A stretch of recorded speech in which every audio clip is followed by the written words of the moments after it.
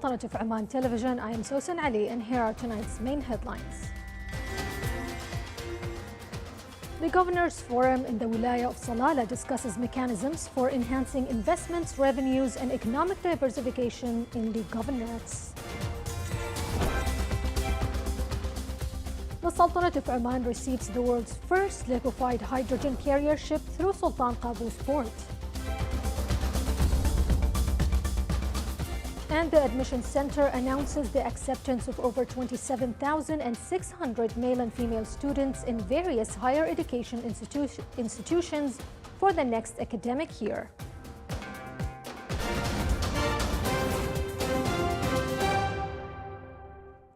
Those were the headlines. Now for the news in detail. His Majesty Sultan Haytham bin Tariq sent a cable of greetings to His Excellency President Joko Widodo of the Republic of Indonesia on the occasion of his country's Independence Day anniversary.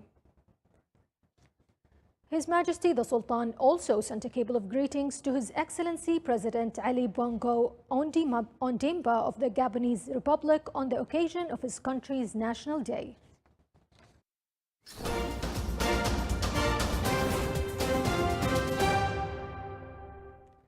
The two-day Governors Forum organized by the Dhofar Governor's Office discussed mechanisms for enhancing investments, revenues, and economic diversification in the governorates in a way that serves the development of the decentralization experience. The forum also reviewed the draft strategic plan for the Governorate of Dhofar through 5 main axes, which include legislation and policies, institutional governance, state development, in addition to the axis of investment, partnership, innovation, and technology. The forum also discussed the digital transformation plan for the Governorate of Dhofar, which aims to provide quality, safe, and reliable digital services through a unified portal, in addition to keeping pace with the developments of the Fourth Industrial Revolution and artificial intelligence. His Highness Sayyid Marwan bin Turki Al Saeed, Governor of Dhofar, patronized the opening of the forum.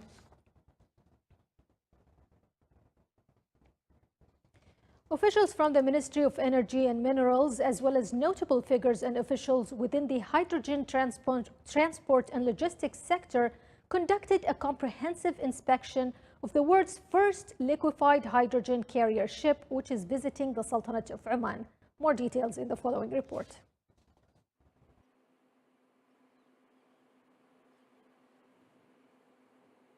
Suiso Frontier, the world's first liquefied hydrogen carrier, arrived at the Sultan Qaboos port in Muscat as part of its broader regional tour within the Middle East region. Esteemed officials from the Ministry of Energy and Minerals, notable figures, along with officials within the hydrogen, transport and logistics sectors, visited the liquefied hydrogen carrier ship Suiso Frontier, where they were briefed on the ship's public facilities. Liquefied hydrogen has to be chilled to minus 253 degrees, which is a very big challenge compared to the LNG, which is about 160 below zero. This is almost 100 degrees further down. So it has its own challenges. This is a smaller ship compared to the future carriers that are expected to come to the market. It's a demonstrator that hydrogen can be transported in its native form. Because at the moment, all the work that we're doing is to convert hydrogen to ammonia and then use ordinary ships to transport the ammonia to final destination and then crack it. This is cutting one step, which is the conversion to ammonia, and then you carry the hydrogen in its native form, which of course will open up much bigger doors for us and much bigger markets for us. So we are extremely interested in knowing the challenges, interested in knowing the capabilities, the future plans for a company like this one and also other companies that we are in contact with, understand the challenges to liquefy the hydrogen. We've been liquefying gas for the last 20 plus years.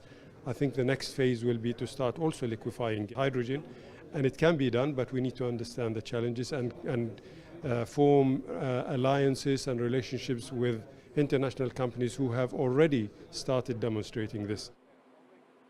Manufactured by Kawasaki Heavy Industries in Japan, the Suiso Frontier ship undertakes the transportation of liquefied hydrogen according to specific technical standards. Its visit to Sultan Qaboos port features developing commercially viable supply chains for the hydrogen market, and within the strategic partnership between the Sultanate of Oman and Japan, particularly in the energy domain. Because of our appreciation for a very realistic and very ambitious strategy of Oman as for hydrogen.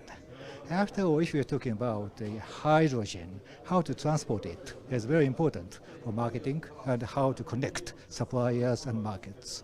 In this connection, I believe this very vessel, as you say, the world's first hydrogen carrier, may be conducive to how to promote furthermore the reality of Omani strategies on hydrogen. So in this connection, I'm so looking forward to a further enhancing a partnership between Japan and Oman, not only about hydrogen, but about the entire clean energy strategy.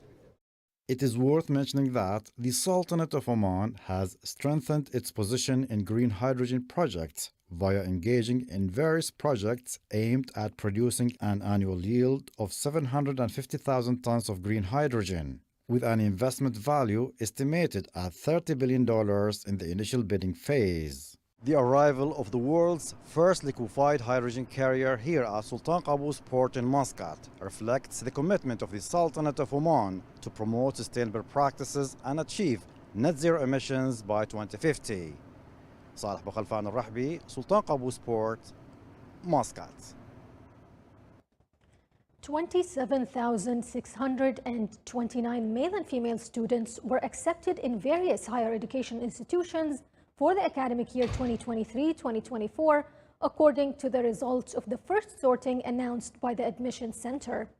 The total number of students accepted in government higher education institutions reached 15,358 male and female students. The number of students accepted in private higher education institutions reached 10,890 male and female students. Meanwhile, 619 students were accepted in scholarships abroad. The occupancy rate of the available seats from the total number of study seats reached 93%.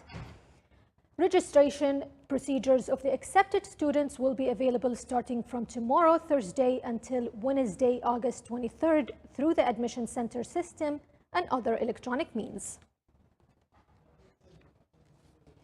In the Wilaya of Salalah, the Omani Bahraini Products exhibition was inaugurated. The exhibition is organized by the Embassy of the Kingdom of Bahrain in the Sultanate of Oman and the Omani Bahraini Friendship Association.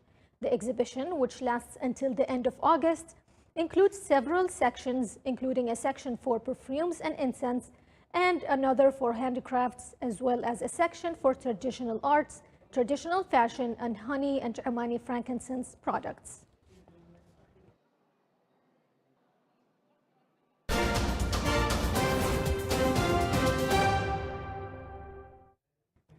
Seventeen Niger soldiers were killed yesterday in an attack near the country's western border with Burkina Faso, according to the Defense Ministry. A ministry statement published yesterday said an army detachment was the victim of a terrorist ambush near the town of Kotogo. It added that another 20 soldiers had been wounded, 6 of them seriously, with all the casualties evacuated to the capital, Niamey. The army said more than 100 assailants were neutralized during the retreat.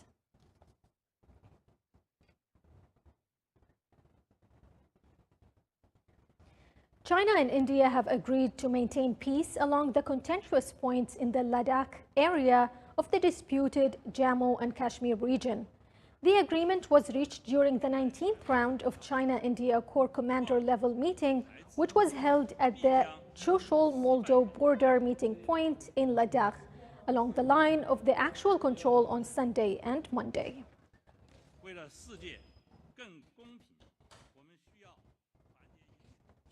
The number of people known to have died in the horrific wildfire that leveled a Hawaiian town reached 106 yesterday. State Governor Josh Green has repeatedly warned that the final toll from last week's inferno in Lahaina, already the deadliest U.S. wildfire in over a century, would grow significantly. He affirmed that over a quarter of the disaster zone had been searched by dogs trained to sniff for bodies. Green warned against any attempt at a land grab in the devastated remains of Lahaina, as locals fret that deep-pocketed developers might take advantage of people's desperation and try to buy up plots that can be turned into luxury housing or short-term rentals.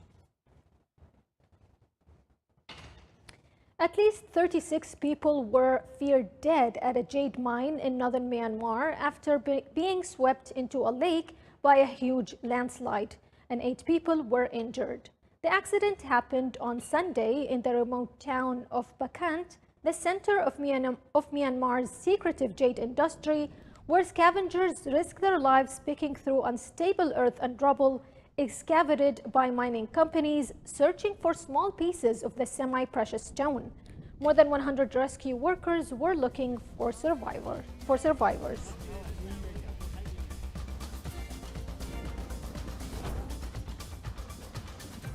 This is the Sultanate of Oman television. Before we end tonight's bulletin, here are the main points once again.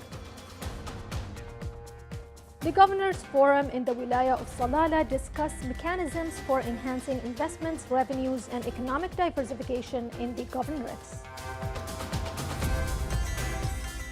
Sultanate of Oman receives the world's first liquefied hydrogen carrier ship through Sultan Qaboos port. And the Admission Center announces the acceptance of over 27,600 male and female students in various higher education institutions for the next academic year.